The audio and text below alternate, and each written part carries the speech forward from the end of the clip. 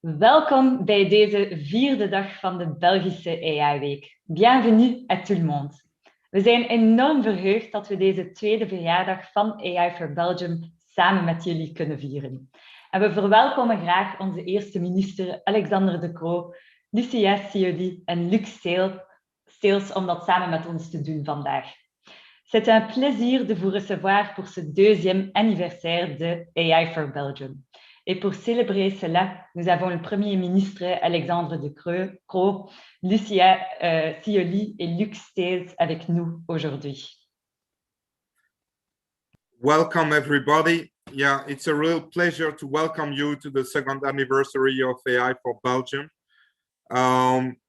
As Julie just mentioned, we will have the honor to welcome Prime Minister Alexander De Croo, Lucia Sioli, Director for Artificial Intelligence and Digital Industry of the European Commission, and Professor Luc Steels, who is the founder of the first AI lab in continental Europe at VUB.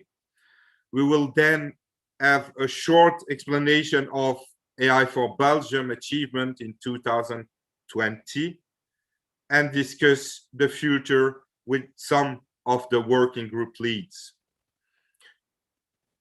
As Alexander De Croo has a little delay, we will begin now with Lucia Sioli. I give you the floor, Julie, to introduce her, and we will welcome the Prime Minister when he arrives.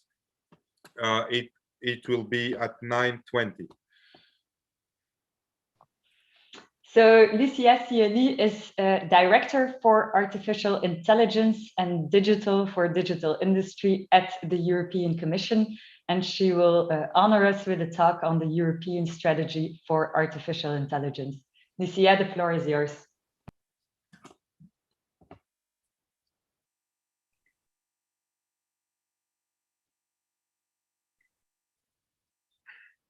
Good morning.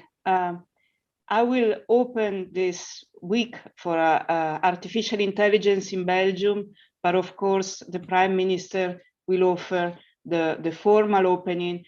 I will take the opportunity to introduce some ideas that we have for a European strategy for artificial intelligence.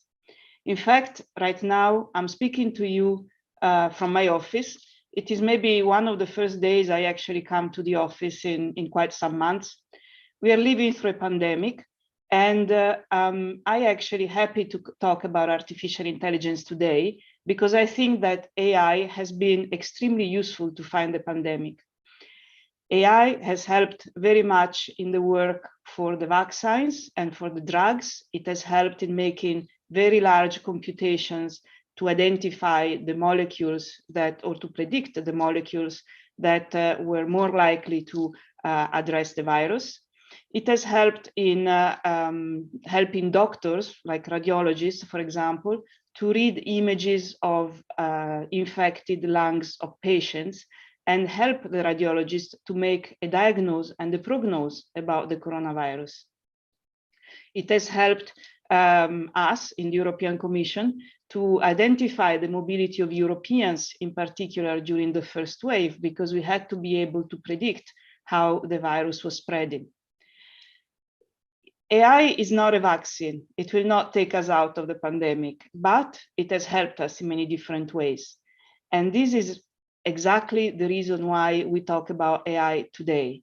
AI is going to be very important because it will affect a variety of applications. It is a very versatile technology and can make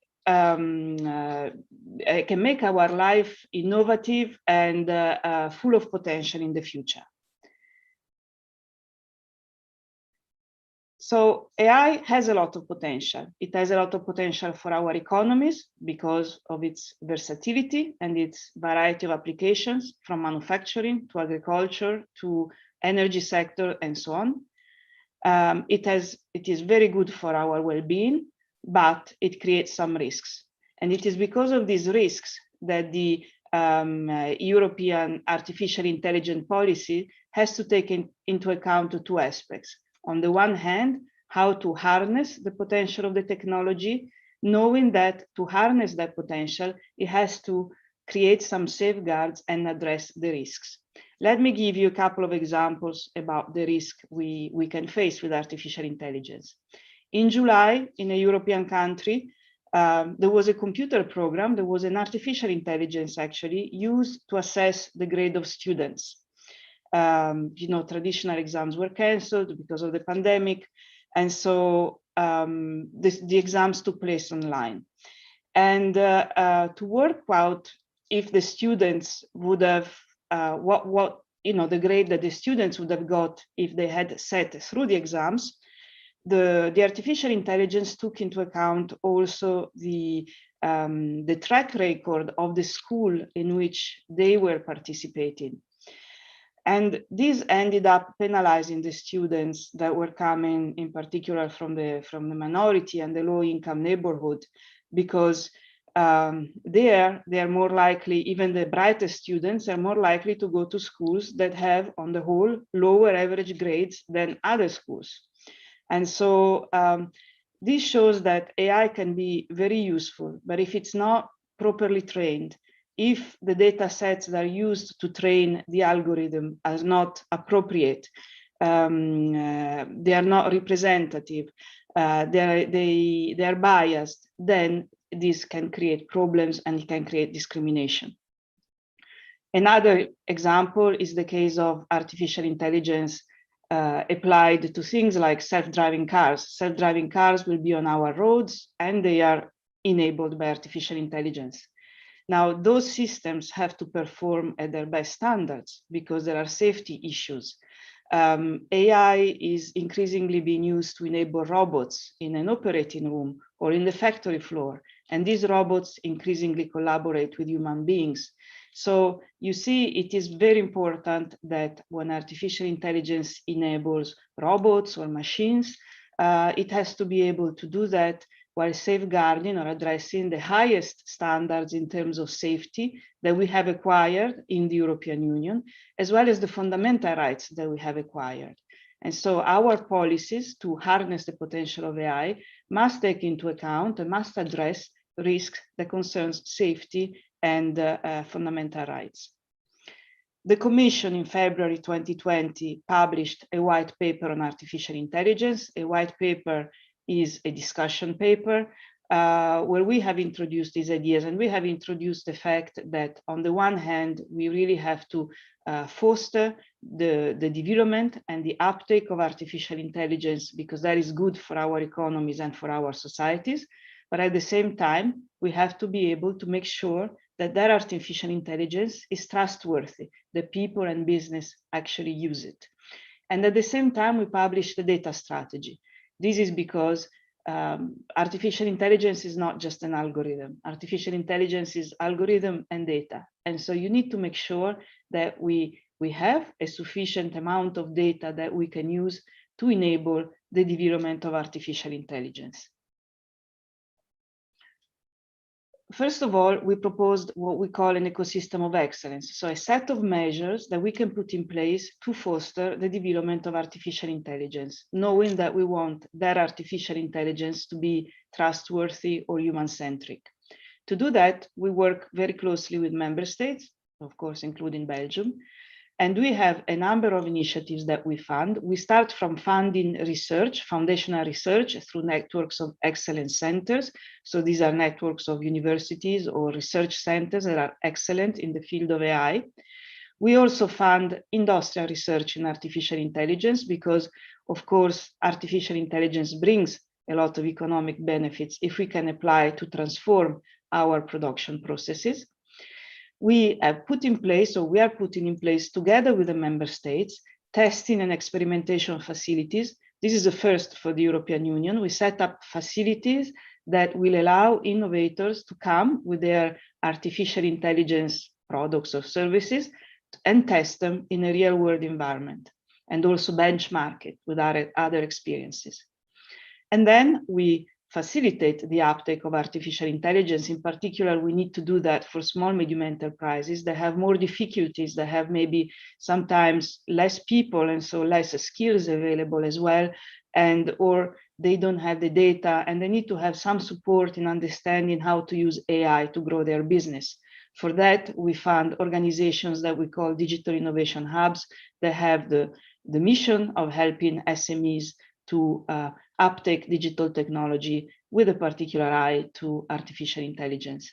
And of course, we work on the startups, trying to increase the amount of venture capital we have in the European Union and foster digital skills.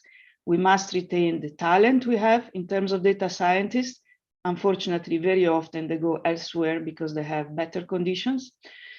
And we also have to make sure that our workforce, and by workforce, I mean people work in a factory with the robots, but also lawyers or doctors that work with artificial intelligence. They don't need to program the artificial intelligence, but they need to know how it works to be able to use it. And finally, as we work with the member states, we are producing a list of actions that we want to undertake. We will be paying a lot of attention to healthcare because, of course, of the pandemic, we have learned a lot of lessons there, but also to the green aspects of artificial intelligence.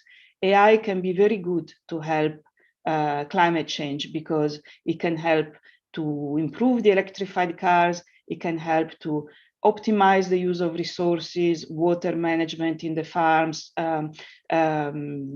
precision farming with pesticides only when they're needed. But what unfortunately, it can also use a lot of energy itself. If you think of these big language models that have just been developed by the large companies, they use a lot of energy. And so if we want to use artificial intelligence intelligently, we also have to think on how we can reduce the carbon emissions of artificial intelligence. I have said the actions that we are actually going to support with our programs, but let's be honest, we as European Union, we are behind continents like China and the United States for a number of reasons. And we have set some specific targets of investment, 20 billion euros per year. That's what we would like to be able to invest in the European Union, public and private sector together in this decade. How can we help that? And how can we hope to catch up with the other parts of the world where, first of all, we think that we have a comparative advantage compared to the other parts of the world, which is our industrial sectors. So if we are able to develop and use artificial intelligence in the industrial sectors where we already have a comparative advantage, then we can certainly be a leading force in the world for artificial intelligence. And in the European Union, this is the start of a new multi-annual financial framework, meaning this is a start of a new period with new funding being made available to companies and researchers. And we introduced a new program, it's called the Digital Euro Program. About 2 billion euros of that program will be devoted to AI and its infrastructure. We have the Horizon Europe program, which is the research program. There we expect about 2.6 billion euros to go to research for AI in different fields of applications. And very importantly, we now have the Recovery and Resilience Facility. This is something you probably read in the media every day. Countries are writing national reform plans for being able to spend these recovery and resilience funds that have been distributed after the pandemic to the member states. And it's a 670 billion euros envelope. And 20% of that is expected to be spent in digital. And I really hope that an important amount of those resources will also go to artificial intelligence. But as I said, we have to create an ecosystem of trust. If we want people and businesses to use AI, we have to create trust. And also the President of the European Commission, Ursula von der Leyen, in her State of the Union speech, recalled that, and she said that algorithms should not be a black box. There must be clear rules if something goes wrong. This is why we are working now on a regulatory framework for artificial intelligence. And we are following up on the white paper I mentioned earlier. So the rules we will be proposing are in line with what we already introduced for discussion in February, which was, by the way, followed by a very positive public consultation. We received a lot of support in terms of the need of legislation and rules. And but we want to stimulate innovation at the same time as introducing rules. So we have to be very careful. Where do we find the balance? And for us, the balance is found in our ability to propose a proportionate legislative framework that is really only targeting the applications of artificial intelligence that are high risk. We are in no way interested in regulating the whole world of artificial intelligence, but only those applications that present risk in terms of violation of fundamental rights and safety. And so we will be identify these high-risk AI systems, and we will ask the developers, basically, of the systems to make sure and to make an assessment before the systems are put on the European market, and make sure that the training data are of high quality, that the documentation of the system is there and it's complete, that the information to the user of the system is accurate, that the system itself is robust, accurate, and also secure from the point of view of cybersecurity, and that there is a design of a human oversight system that is, of course, applicable to the artificial intelligence algorithm that is being developed in that particular context. So we hope that we will be able to provide sufficient safeguards that will help minimize the risk of artificial intelligence before the systems are put on the European market. And this work, this regulatory framework, will be published next month before the end of April, on the 21st of April, if we manage to be on time, and I hope so. And we will publish it together with a coordinated plan with member states. So a set of measures in support of the development of artificial intelligence, where the 27 member states of the European Union work together to harness the potential of this very important technology. Thank you very much. Thank you very much, Lucia. And now we will have the pleasure to welcome our Prime Minister, Alexander De Croo. I will briefly introduce him and tell you a bit about the Belgian AI Week before giving him the floor. So artificial intelligence is not only a question of technologies, deep change in the society, economy, future of jobs, skills, and education will appear and appear. All the members of the government should be involved, and we have 10 ministers, including Prime Minister Alexander De Croo, participating to this Belgian AI Week, which is a first initiative unique in Europe, strongly supported by the federal level and the region. The Belgian AI Week is open to all experts and non-experts. We have 250 speakers, 60 sessions with citizen debates, more than 100 organizations. And just to mention, 6,000 people registered on Monday. We have addressed thematic workshop in health, mobility, data, AI for good, for gov, AI uptakes by SMEs. We will have, and we have had keynotes from the Belgian diaspora with Patty Mas, Grégory Renard, and from major Belgian actors. And now we will welcome Prime Minister Alexander De Croo. We have to mention that he was Minister of the Digital Agenda, and he had the idea that Belgium should have a strategy on AI in 2017 already, before Europe launched the coordinated AI plan. I had the occasion to meet the Alexander De Croo's cabinet and Laurent Hublet at this period, and the willing was really clear. Alexander De Croo is being an entrepreneur, and that is really important to underline. In June 2018, I had the chance to meet his team with Joseph Fatouche and afterwards Philippe de Backer.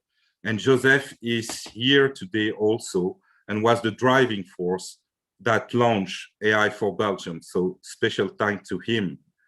And now, Prime Minister, it's really a pleasure to welcome you to present your speech about building the world together in post-COVID. Yes, thank you for the very nice introduction, and it's great to see some what I would call friendly faces, people that I've met over the past years as a minister of digital. And as you mentioned, this is a project that is really close to my heart, and happy that Joseph is still very involved. And I was extremely happy to see that Philippe de Backer really took what we started to the next level.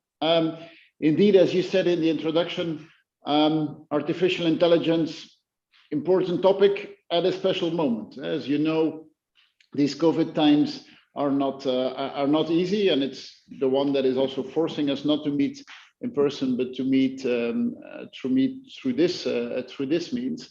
But I think one thing I would like to point to is, and what has changed on the political level, is that more than ever, people, but also other politicians, understand the value of evidence-driven decisions, and this really has been a shift.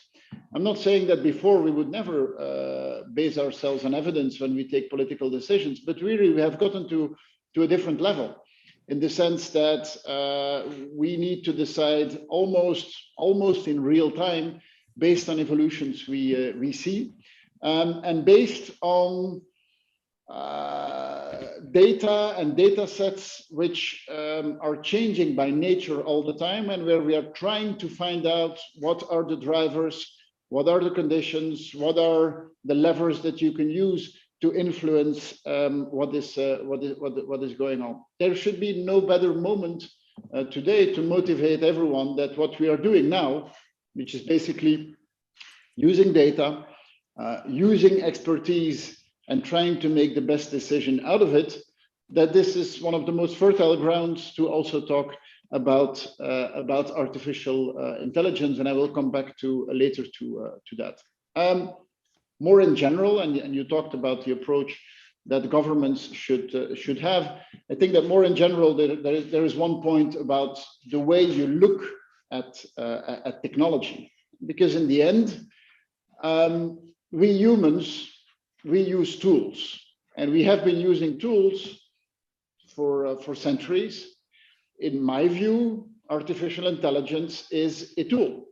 It's an extremely powerful tool, but it is a tool. And the way you look at technology, from my point, is a crucial one. Now, you could look at technology, or you could look at the new tool as something which is threatening, or you could look at it as something which is empowering us. If you look at it as a threat, then yes, it will be a threat, and then you will be confronted to the negative consequences of it.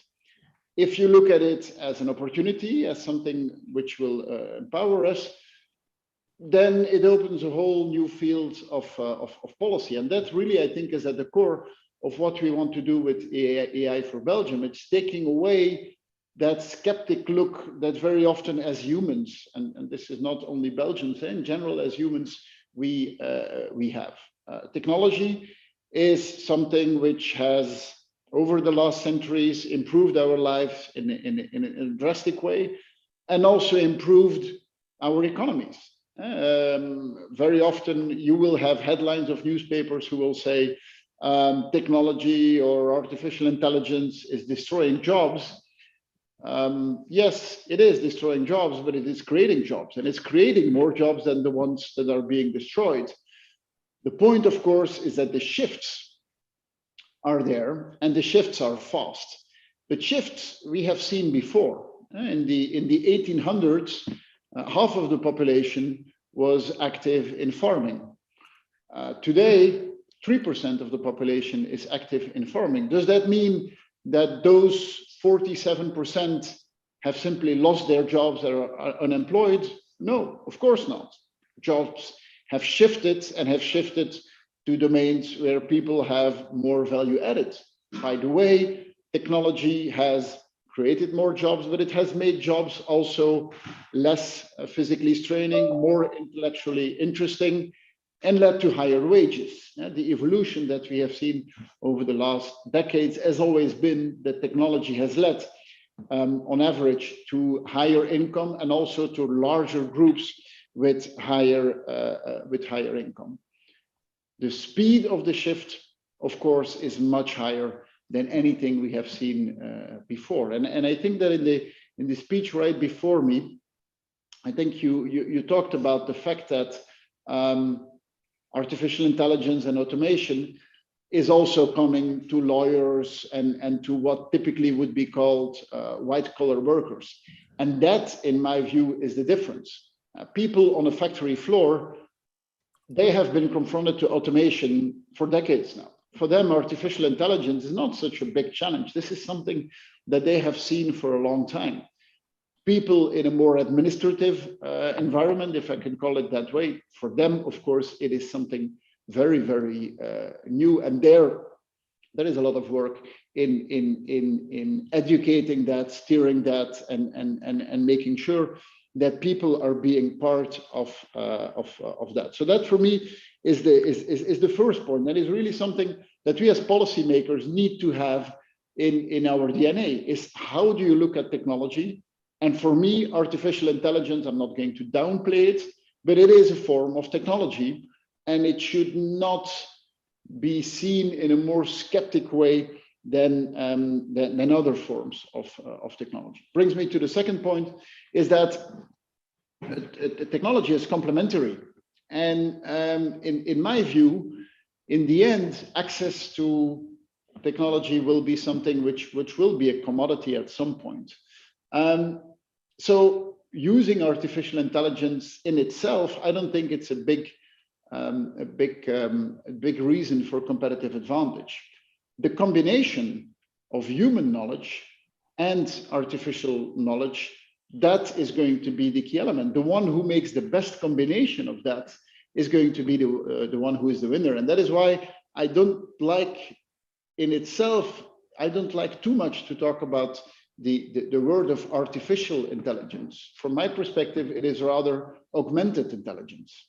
And if you look at it as augmented intelligence, then that's the right perspective, because that is the view on how do we complement, how do we enforce our own intelligence with tools.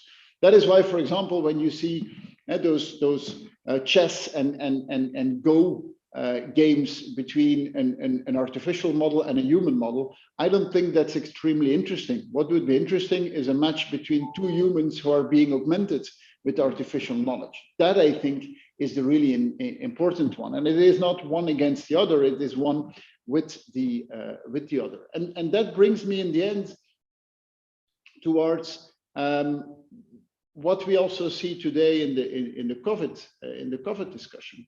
The COVID discussion is all about how do you bring the real-time evolutions together with the knowledge that so many people have.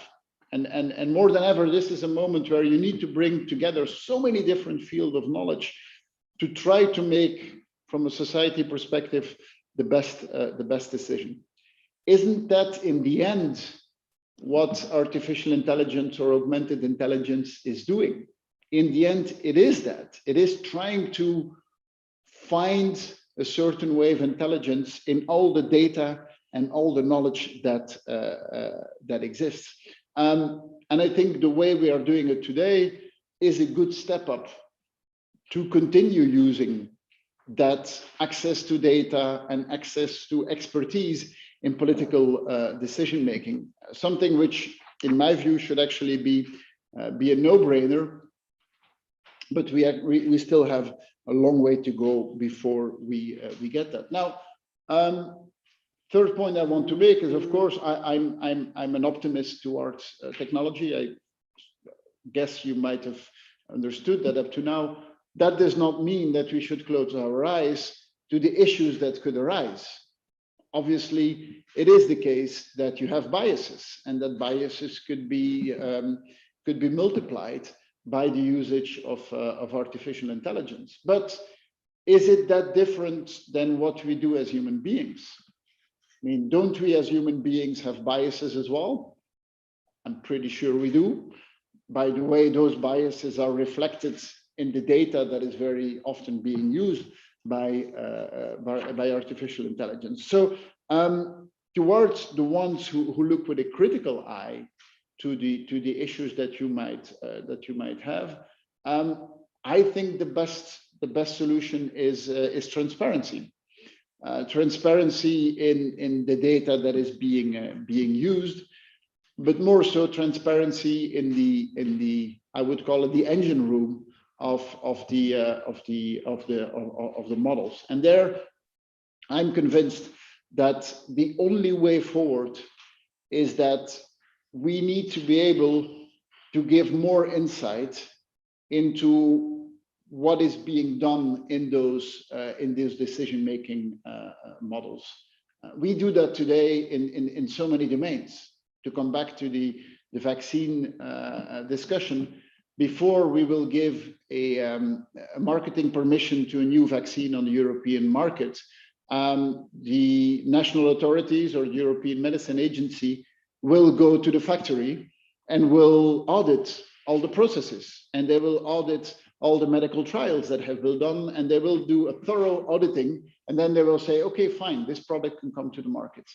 I'm convinced that the direction we are going is one where we will give to an authority the possibility to audit the models that are being used. That can be done in a confidential way, that can be done in a very regulated way. And I'm not sure that it is only governments who should be able to do it.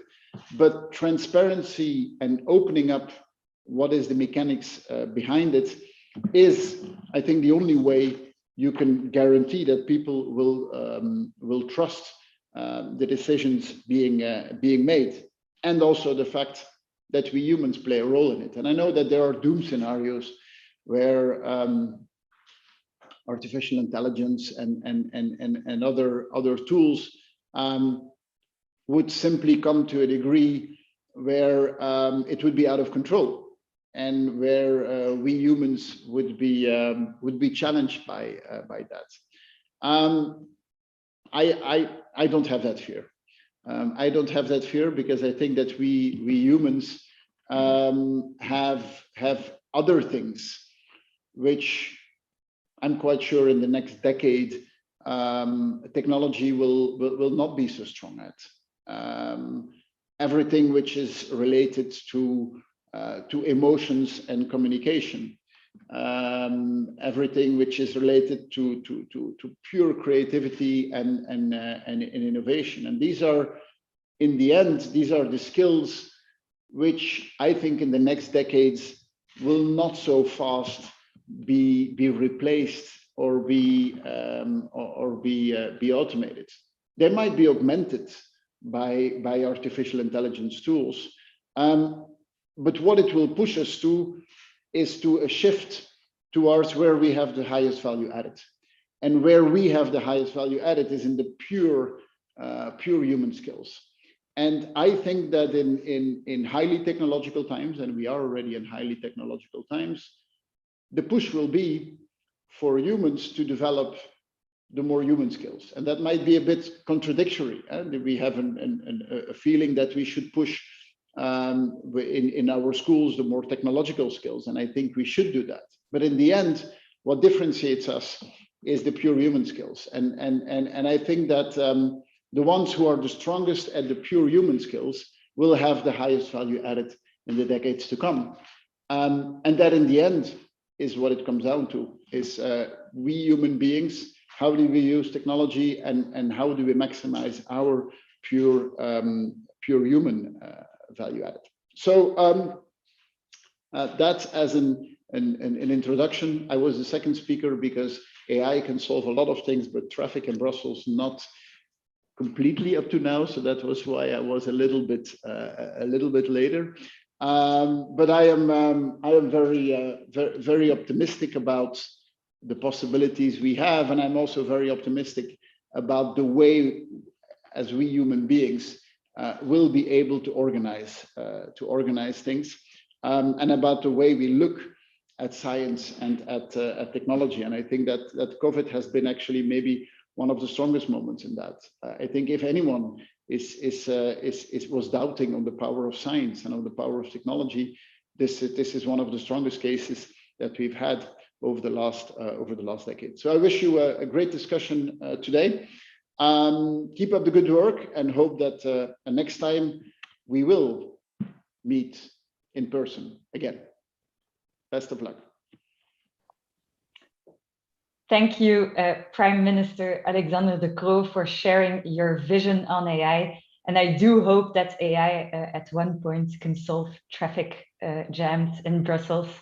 I remember 3 things from your speech. First, innovation drives economic and societal progress. Second, we should define AI as augmented intelligence instead of artificial intelligence.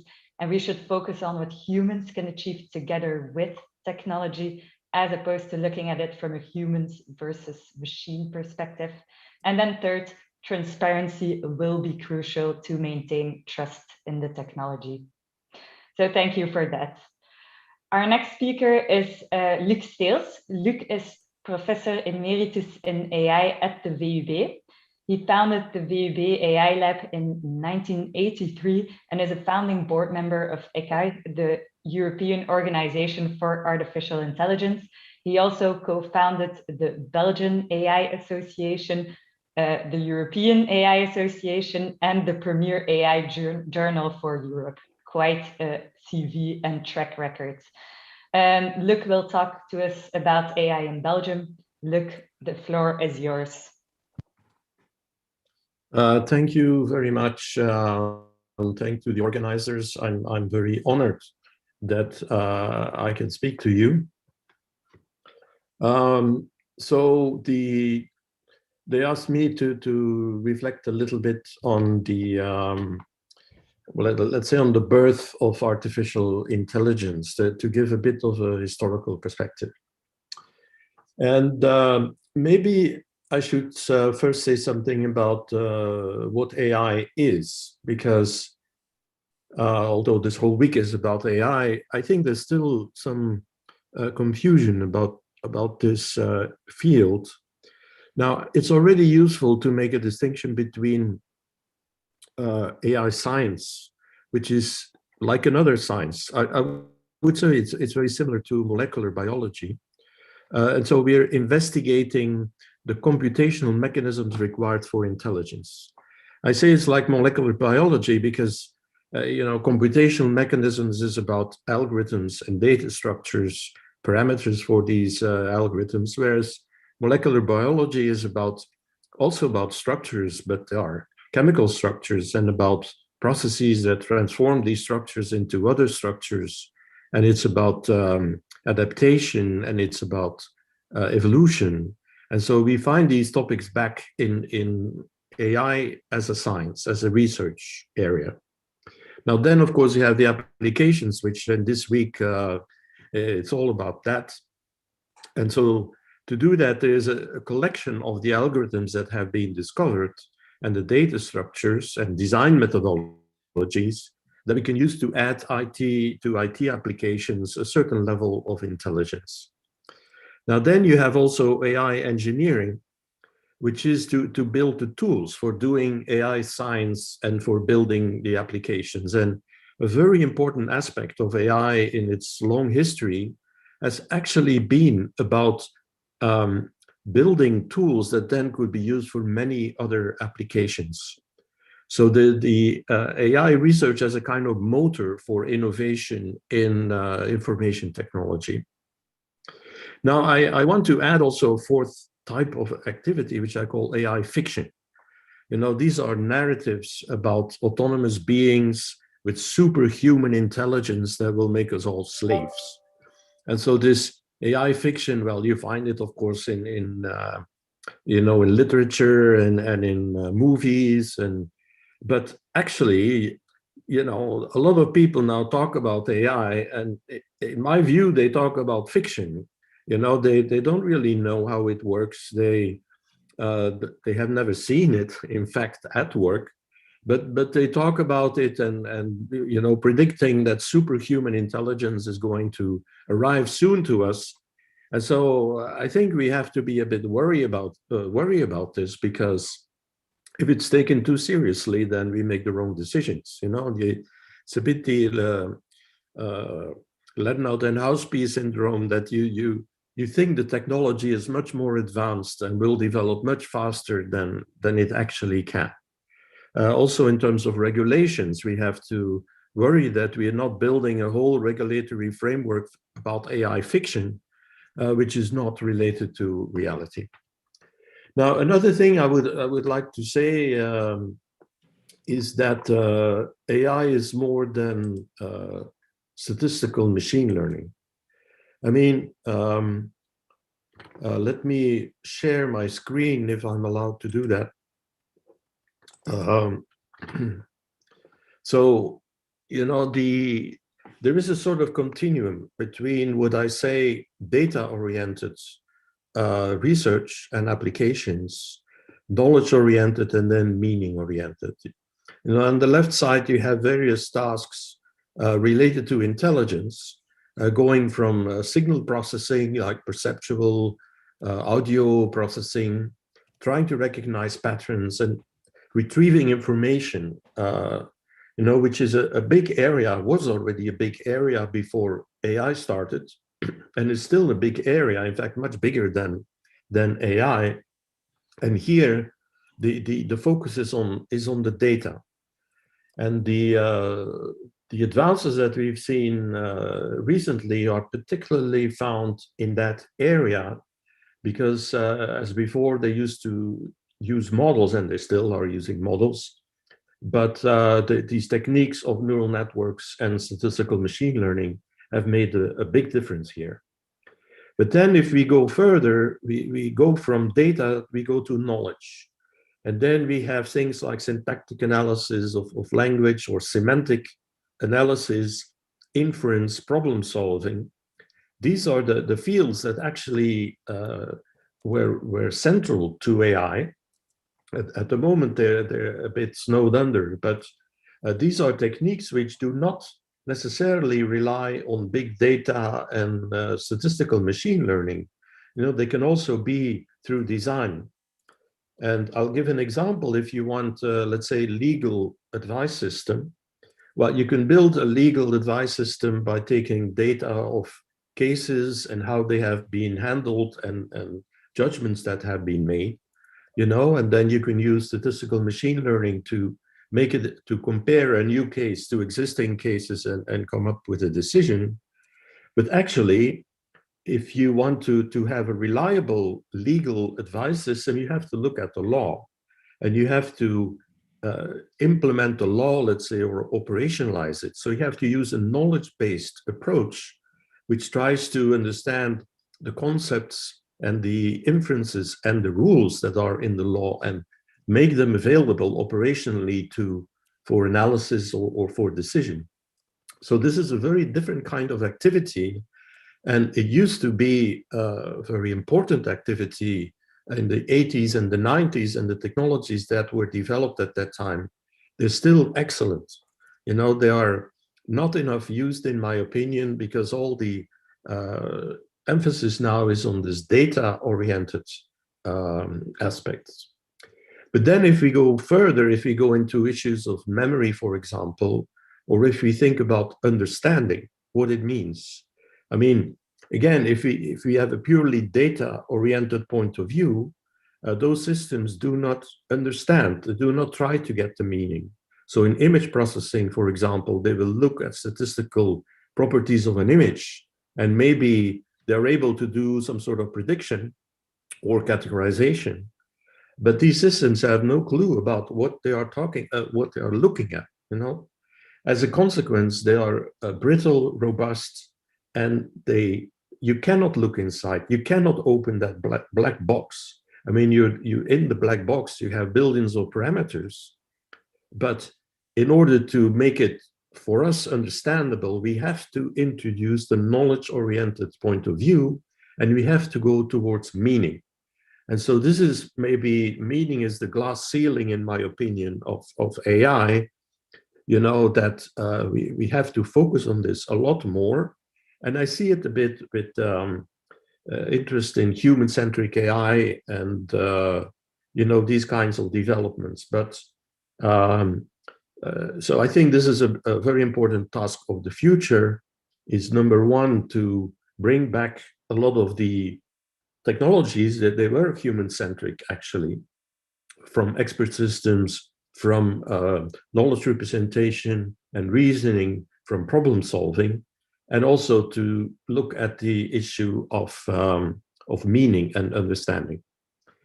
Now, I started a little bit late, and I don't want to mess up the whole project. So, Julie or Nathanael, you have to tell me, you know, how much more time that I have, because I probably cannot give my whole talk. Okay, so this was one thing. Now, they asked me to talk a little bit about history.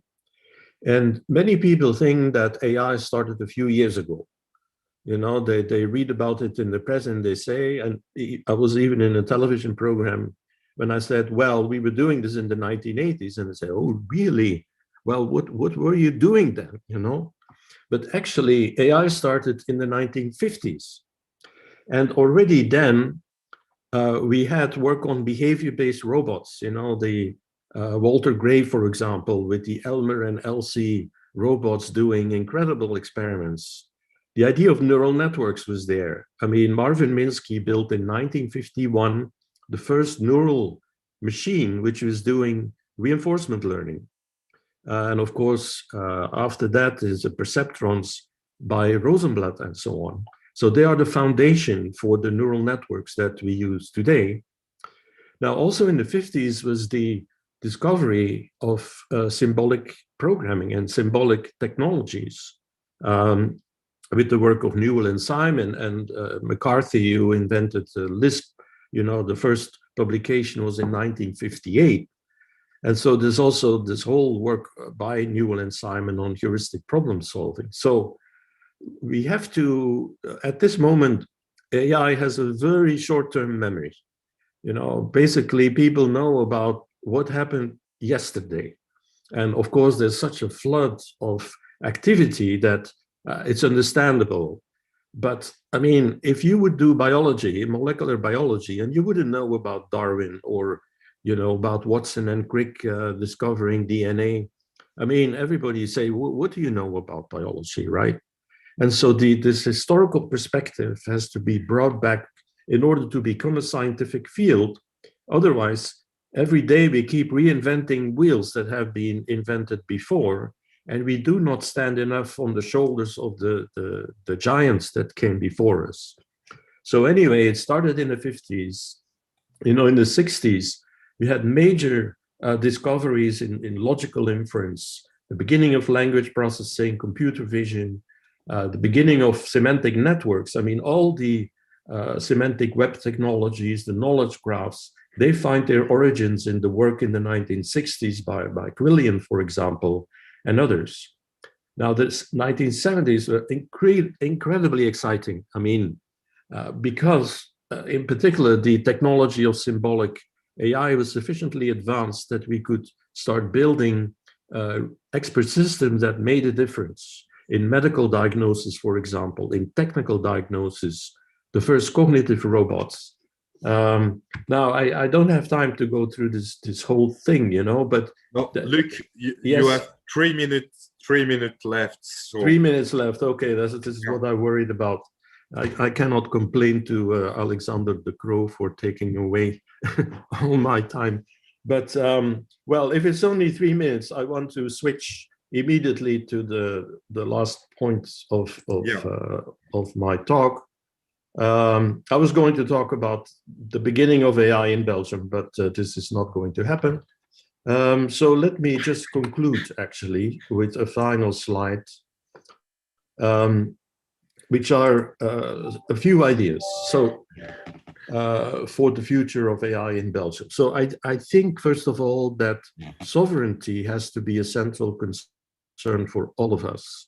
You know, we are currently almost a colony of American technology in all those aspects. I mean, if we take a taxi, if we order food, if we go on a holiday or somewhere, we all the time, this is dominated by American technology. And if we don't do anything, this is not going to change. Well, in fact, what's going to happen is that in 10 years, we will be dominated completely by Chinese technology. So we have to worry about that and have to see how we can, for all sorts of things, for email, for social media, you know, we have to develop our own solutions, and we should not rely on suppliers from outside. I think this is a very important goal. The second one is that we need stability. We need teams with long-term structural funding. I mean, I've been running an AI lab for 35 years, so all the time we have been struggling in order to finance the situation. Now, this is apparently going to change, as we heard in an earlier talk, but the field has been underfinanced for 40 years. And so, as a result, we have not been able to keep talented people and to build long-term objectives. And so instead, it was like going from one proposal to another with boom and bust cycles. And so this whole proposal system is madness. I mean, you know, in the first 3 years of the H2020, they reviewed 150,000 proposals at the European Commission, and those were eligible. You know, they rejected a few 100,000 more. But just, you can imagine, the whole of Europe is spending too much time writing proposals and doing this kind of review process. Well, I have to stop here, but the final point I want to say is we have to recognize and encourage local talent to work locally. So, and I guess this is one of the good things about AI4Belgium. You know, we have good people. I mean, one of a Belgian person, Guy van den Broek, got the Turing Award, you know, a few years ago. This is a very important award, and one of the most important awards in AI. But he's in Los Angeles, you know, and we have to make sure that the people who work here, that they get recognized for the work that they do and encouraged. Anyway, I have to stop. I don't want to go on, but as you can see, you know, that there's a lot of energy here to tell you a lot more things, but that will be for another time. Thank you very much. Okay, thank you so much, Luc. This is so great to have you. And yes, you're right. We have talent in Belgium, and through the Belgian AI Week and with the regional strategic plan, and now everyone collaborating together, really, we see all the potential we have. And maybe just saying it is important. It's important also to put Belgium in the European AI landscape and to build, as Lucia said, a European AI based on trust. And I think it's really important that Belgium take this place. And that's why there are so many people working together to organize this week, to participate to the different events, to collaborate, and they aim at building together our future, because artificial intelligence is now becoming so important related to the impact it will have, that all the people we have here are completely involved in this. I will now show you some slides that I think the most important I already said. Can you see my screen? Yes? Okay, thank you. So maybe this go is on presenter mode, Nathanael, if you yeah. can. Thank you. Okay, so you see on the slide the many people involved in the, let's say, the management of AI4Belgium. We have a board, we have an advisory board, we have a board for each of the working groups, but there are much more people involved, and that is what is important. So we do participate to this project at the European level. France is conscious that alone it cannot play in the global game for artificial intelligence. Germany, it's the same. It's the same for Belgium. We have to collaborate, and to collaborate internally and collaborate with the other countries. So at the beginning, AI4Belgium, it was 40 experts recognized from the private sector, the public sector, from academia and the civil society, and they proposed several recommendations to the government. There were six organizers, six institutions that decided to launch. One of these proposals was to create a national hub supporting the regional initiative with BOSA, Agoria, BNVKI, the Beacon, Bicentral, and Réseau IA.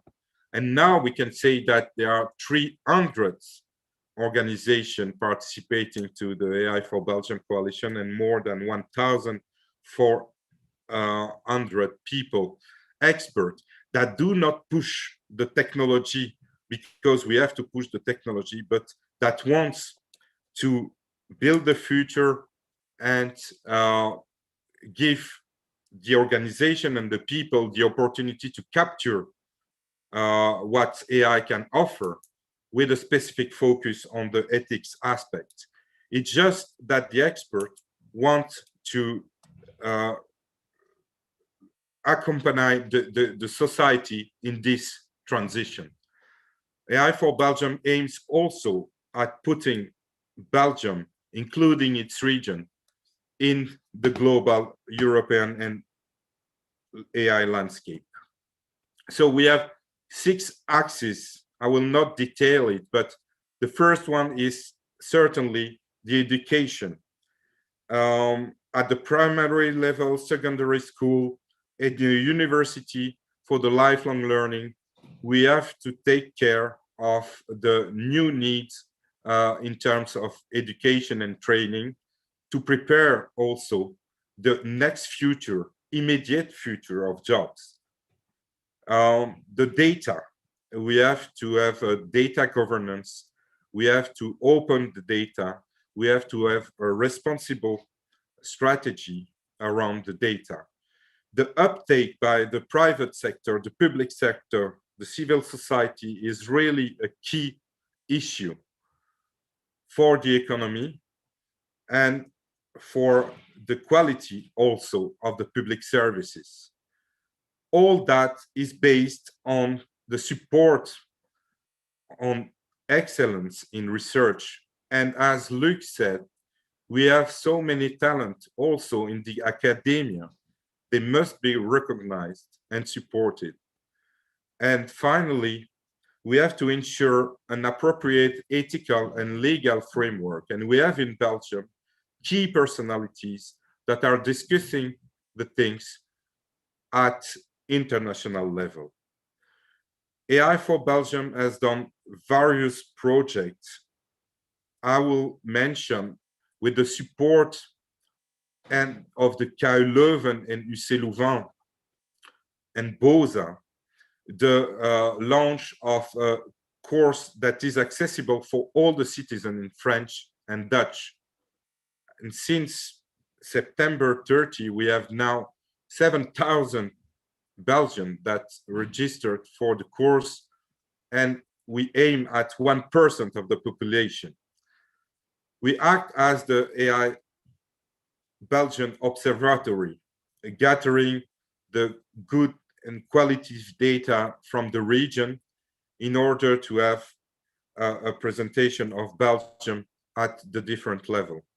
We do organize many seminars, some technical, some are more around the sensibilization. We are also a good contact towards the European Commission, as Lucia Scioli present testified.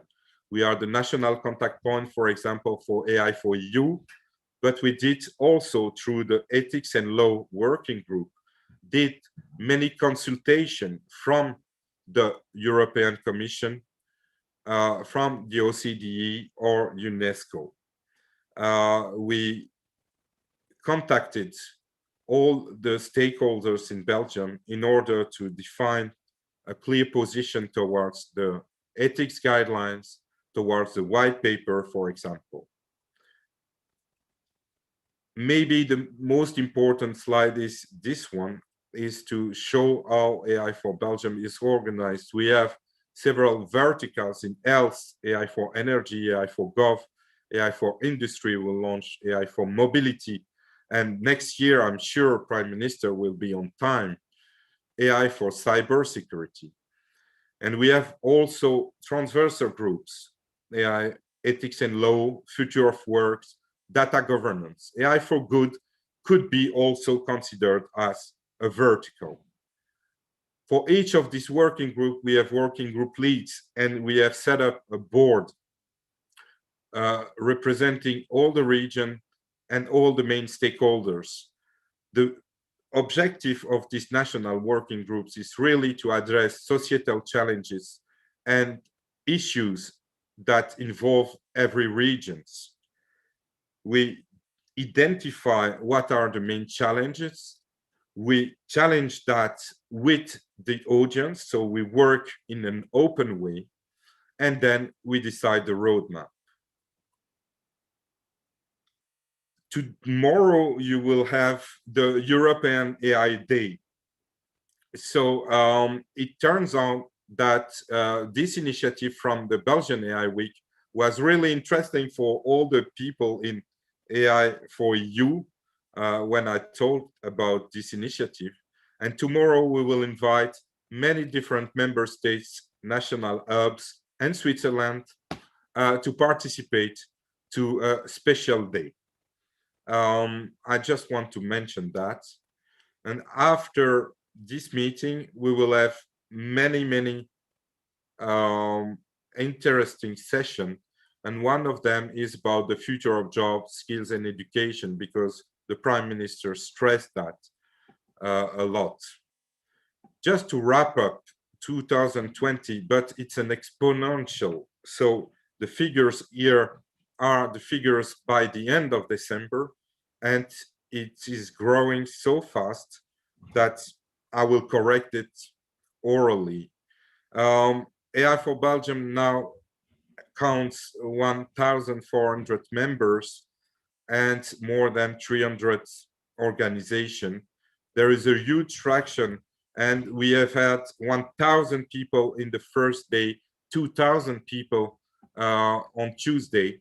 I haven't yet the count for Wednesday, but we will reach 10,000 people participating to the Belgian AI Week, for example. There is a good balance in the representation between the different sectors. We have done concrete outputs on policy at the regional level, at the national level, and international level. And we have now concrete projects emerging from all the working groups. But I will give them the floor after this short presentation.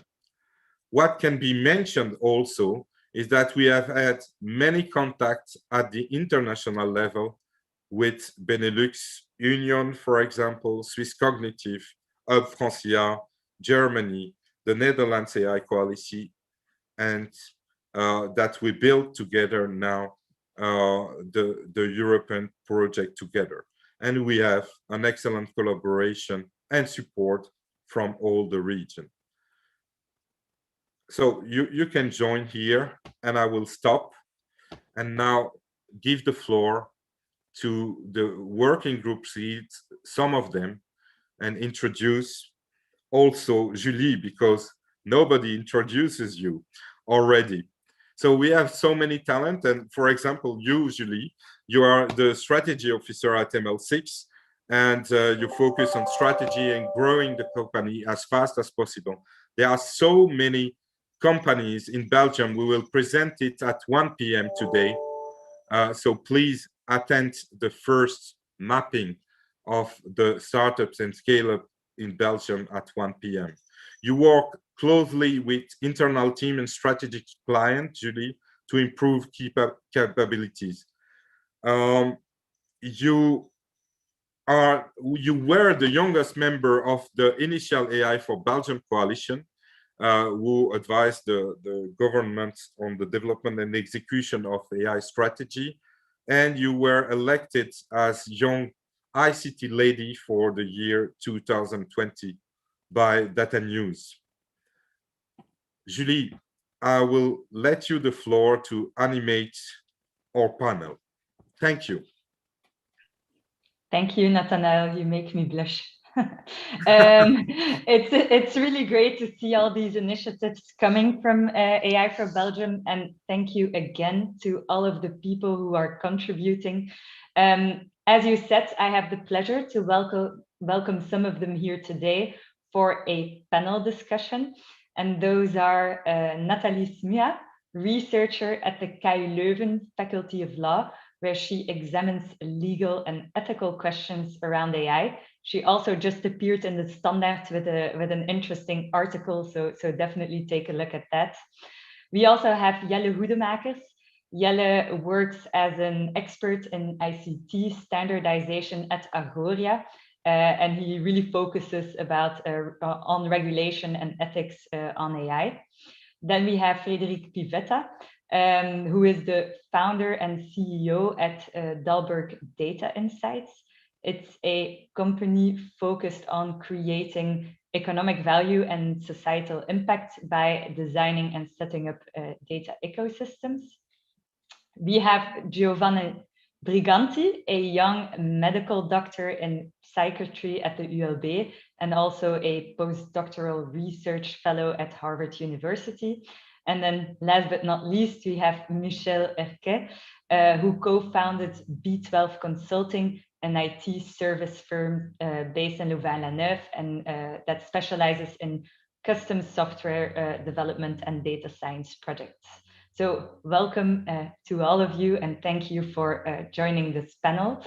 Maybe to start off, I'll address a question to Nathalie and Jelle to understand what your projects are for the AI ethics and law work group for the next months and the future.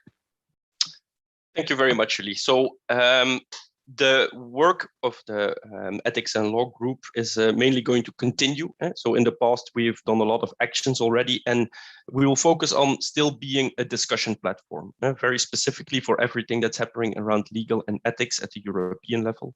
So Ms. Scioli already introduced that at 21st of April, we will have an AI regulatory framework. So what we will do within our AI4Belgium ecosystem is informing the Belgian ecosystem about this regulatory framework. It was introduced that there will be requirements maybe for high risk and also some actions for low risk artificial intelligence. And it's of a very big importance that the Belgian ecosystem is aware of what this means for them. We need to inform our companies what are now the implications of this AI regulatory framework. And we will do this by organizing webinars, probably, because we cannot go live, with experts from the European Commissions and national experts with Belgian companies to get an idea what is now the implication of this AI regulatory framework on Belgium. Nathalie, can you give us a view of what we will do as well? Yes, thank you, Jelle. So indeed, yesterday, we actually just launched a new project. And this is a project that we, with the Ethics and Law Working Group, started, but it involves many other working groups of AI4Belgium as well. So it's really a transversal project. And in this project, what we're trying to do is we will take the ethics guidelines for trustworthy AI that were developed on European level. And we're going to tailor them to 3 specific sectors, namely HR, the public sector, and healthcare, because it can help give organizations and companies a better tool to understand how they can make their own AI systems more trustworthy when they develop and use it. Now, it's important to say here that this is not meant to stall or to substitute regulation in any way. We know that regulation is coming and that it's needed. But in the meantime, this tool that we will develop together, so with all stakeholders, and everyone is invited to take part in this project, will already be able to help organizations to make their AI systems a bit more ethical, hopefully. And then there are 2 other things I'd like to mention that are not fixed, but that we're thinking about in the future that we would like to explore. Namely, how can we help the Belgian ecosystem to be more aware of the many ethical issues ongoing with AI? And one of the things we want to explore is whether it might make sense to, for instance, set up a Belgian charter for trustworthy AI, inspired by the work, of course, of the European Commission. We're not going to reinvent the wheel here, but bring it to the Belgian ecosystem. And then a last point that we're examining is to which extent it could make sense to set up an external advisory board on ethics for the government as such, because we have government projects on AI. Sometimes these projects have an impact on citizens, and there's not always a lot of trust by the citizens in these projects. So an ethics board could, for instance, advise the government from a multidisciplinary perspective on what the ethical issues could be and how these could be mitigated in order to be as transparent as possible to the citizens. So now you have a view of the activities we already do and of the things we're exploring. And of course, we're always open to ideas from members and other people who want to join. I'll stop there. Thank you, Nathalie and Jelle. Now I'll pass the word to Frédéric, because you're very active in the social field and we'd like to hear your view or your vision on AI for good, why it is so important to you and what you hope to be able to achieve. Yeah, thank you very much, Judy. So what we can see is that we start with the situation that we see market failures and many market failures in the market, many market failures in the society in general, being in education, being in other areas. There are also places and people and populations that public institutions cannot reach. And then thirdly, we lack data. I mean, for having algorithms that work around artificial intelligence, you need data. And so some of the solutions that the working group on AI for Good and the working group on data governance are promoting are around a few points. One is that there are some of the current ways to solve for these issues are very manual and ad hoc. And so basically, what we think is that AI allows to scale up some of the current approaches. For instance, mental health issues or gender-based violence issues currently are handled by, I would say, the old way. You have NGOs helping or supporting people. We could definitely use AI and bots to scale up some of the current solutions and to ensure that humans can then focus on what machines can do, which is around empathy, for instance, or being more creative. Then secondly, as a solution, we need also to have the citizens more engaged and really embracing AI and technology. For instance, the idea of decentralized AI or data, or the idea of data democracy, which is like an idea where people or citizens would voluntarily share the data more actively, I would say. Then thirdly, we also need to develop a strong data governance to ensure enough data are provided to the algorithm. The European Commission already pushes into that direction. To ensure that enough data are provided through the Data Governance Act, for instance, aiming at creating a single data marketplace.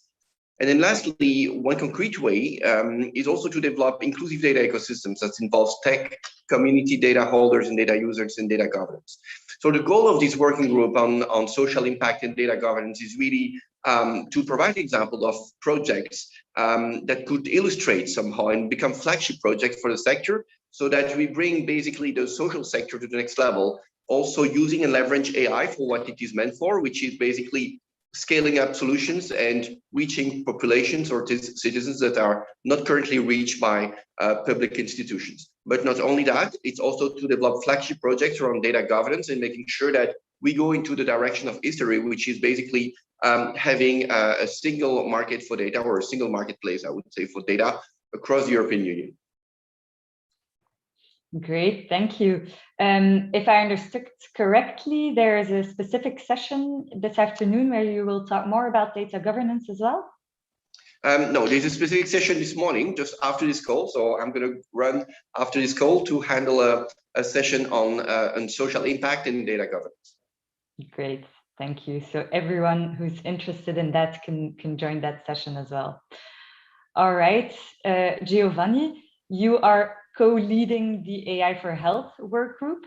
Can you tell us a bit more about the state of AI adoption in the health sector in Belgium and about the main priorities for your work group?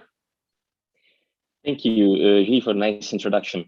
Artificial intelligence is really fundamental in the healthcare department. As doctors, we can really transform how we do healthcare with prediction, monitoring, follow-up, diagnosis, and other departments as well that support the clinical decision for hospitals, for doctors, and general practitioners. We have conducted a study which gained a lot of traction in the Belgian hospital community. We had 3 more respondents than the big French study on the AI adoption in hospital. So medical doctors are basically aware that they do not know much of what artificial intelligence is, but they would like to know more. And what they want is to prepare the future for their patients and their structures. Identify these domains to intervene, and they have identified that the 3 domains that interest the most are decision making, monitoring and follow-up patients, and reducing risks in hospital and healthcare. And third, they want to get education on the topic of AI. The main problem, not only in Belgium but all around the world, is that of course, healthcare sectors and companies and universities do not speak to each other. There is a wall between these different sectors, and we need to build a bridge, of course, to make them talk. Why? Because to move AI in the healthcare forward, we need to start doing things and doing clinical trials to prove the added value of these technologies as a whole, for patient care, for hospitals, and for doctors as a whole. And we lack in Belgium, but all around the world, of a unified platform to reunite companies that develop AI tools, data that comes from hospitals, medical doctors who see the patients, and researchers on the topic of AI to conduct these clinical trials. That is why, as AI for Health, we plead to the creation of a Belgian Institute for Medical Artificial Intelligence to once introduce a specialized master onto medical AI for medical professionals and others that are interested in the domain, and conduce these clinical trials and support decision within the public domain. Thank you very much, and please, if you are interested, join us in the tonight's event of AI for Health. Thank you, Giovanni. Very exciting. Now I'll pass the word to Michel, who's a member of the AI for Belgium Advisory Board. So Michel, what is your vision on the future of AI for Belgium? Thank you, Julie. Well, thanks to giving me the opportunity to talk a little bit about that topic. I think I'm going to be very short. My vision for the future of AI for Belgium is, I think it's a unique opportunity to create a community of people who have a common interest and who are coming from very, very different backgrounds. And I think we really need that in Belgium. I mean, we are a small country. We will always be a small country and a small player. So we need to have a way to be represented both at the European but also at the world level. And I think that AI for Belgium is a unique opportunity for doing that.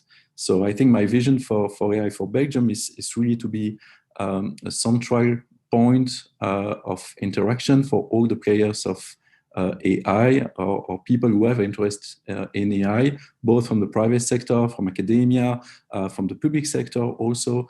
And as Nathanael already explained, I think people who have very different point of view and different interest when it comes to AI, and to allow those people to interact and to create things together. So that's my vision for the future of AI for Belgium.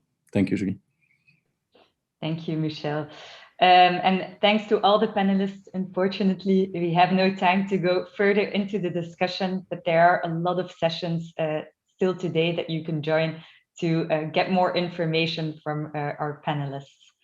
Now, with this, I'd like to give the word to Mieke de Ketelaere. She's a program director AI at IMEC, and she also recently brought out a book, Mens versus Machine, so very interesting in the topic of today. Mieke, the floor is yours. Thank you, Julie. Just as a little wrap up, I think it's also the moment to say thanks to Nathanael and Joseph for putting this great ecosystem in place. I think that in a country like Belgium, it's not that easy to do as in other countries. I think if we look at it from a little distance, what we have done great, or what they have done great altogether, is finding an answer on what to do. We've started to find an answer on how to do it, and we've identified the knowledgeable resources, as mentioned by Luc, that we have in our country. We should try to keep them. And we also started to find financial resources in the last few years. However, I think if we really want to make it work, if we really want to make sure that we remain competitive, it's time to find the answer and to go faster on the how to do it, in fact, on doing it. And doing it itself, to me, it means doing it in a collaborative way, in a multidisciplinary way. It was just mentioned by the speaker before. We need to break down the silos that are out there. We need to build bridges. I call it in my book, we need to find more AI translators that can put themselves in the state of mind of the other discipline across the table in order to make sure we create an environment where AI can bring the value it already has proven to bring. However, as also mentioned by Luc, the framework on trust needs to be increased. So researchers can work in an environment where they are inspired to go and search for that innovation. Also, the foundation for data needs to be happening in a way where security and privacy is key. If it's about personal data or company data, both are as equally important in the exchange. And I'm pretty sure if we do this all right together in this ecosystem, that we will create an environment for future generation where AI will have a place in Belgium and in Europe. Thank you very much. Thank you, Mieke. So unfortunately, we won't have the time anymore to look into the questions from the audience. We saw that there's a lot of questions about China, so I'd like to emphasize the session from Pascal Koppens at 4 p.m., which will be about what is happening in AI in terms of AI in China. So do go there if you want to have more information on that. And with this, I'd like to give the word to Nathanael to wrap up or to close this session. Thank you, Julie. I just want to stress and underline that it is really common objective, and that is the result of all the AI ecosystem. And it's really great to see that all the people can mobilize for that. And I cannot cite everyone, but we want to have all the speakers and all the participants in the closing keynote at 6 p.m. tomorrow. So if you can, please join. We will organize some surprise there. And now you have really the dream afternoon. You